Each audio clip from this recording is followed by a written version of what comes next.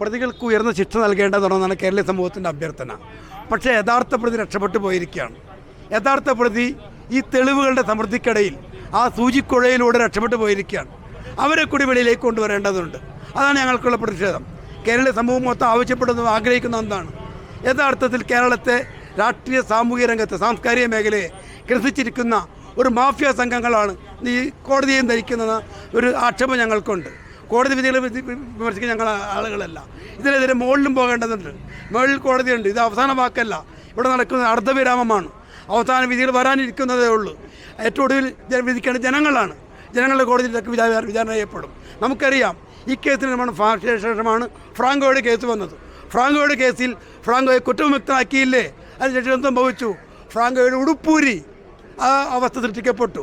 നമ്മുടെ മുന്നിൽ ഇന്ന് ദിലീപ് എന്ന് പറയുന്ന നേതാവ് എന്ന് പറയുന്ന ഗുണ്ടാ സംഘ നേതാവ് തലവൻ ഉടുപ്പൂരി നിൽക്കുകയാണ്, വിവസ്ത്രനാക്കപ്പെട്ട് നിൽക്കുകയാണ്.